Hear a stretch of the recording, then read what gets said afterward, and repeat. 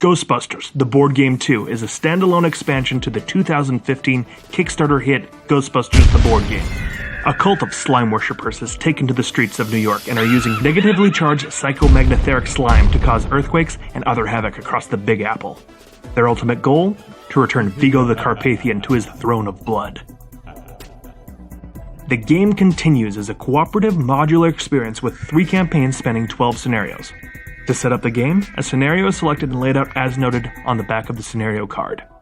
In the second game, cards are introduced through equipment, events, and key items, and are built as noted by the scenario card and then shuffled and placed within all players' reach.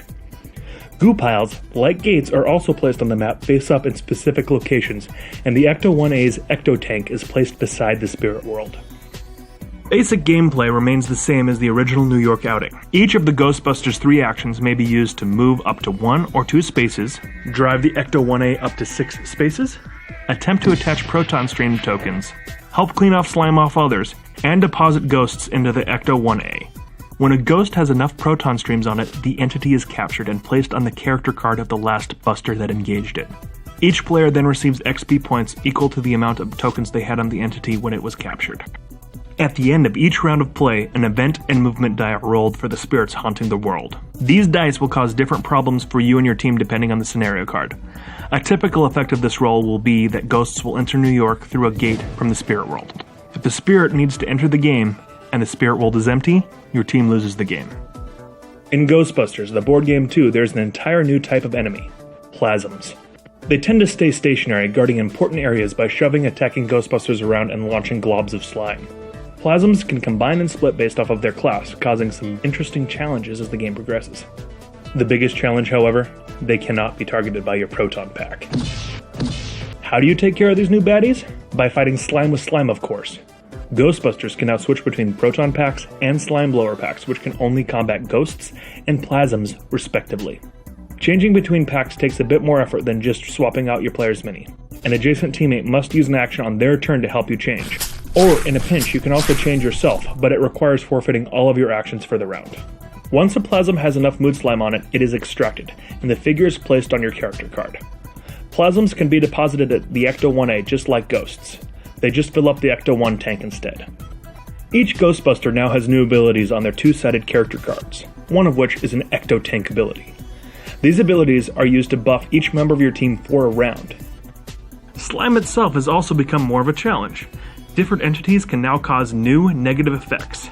New slime types can now negatively impact your movement, line of sight, maneuvering, and your chance to hit.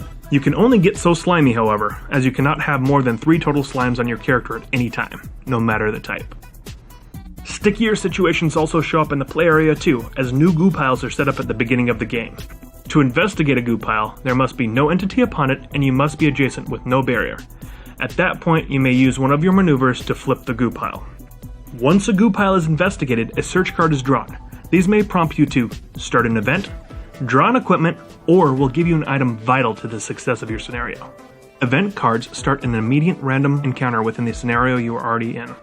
If your team can complete the event in the allotted time, a reward is granted, sometimes to the entire team. Fail, and there will be a dire consequence. In the event, I see you, it's vital for your team to get out of the line of sight of the goo pile by the end of the following round. If not, everyone will be slimed with a new -1 to line of sight slime token. If an equipment card is drawn, it is placed by your character card and can be used at any time during your turn without spending an action or maneuver.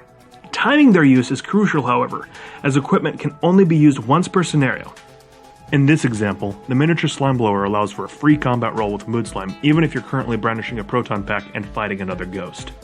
This, of course, is important, for in the last scenario of a set, you will be once again facing down a much larger entity. Vigo the Carpathian will be one such challenge.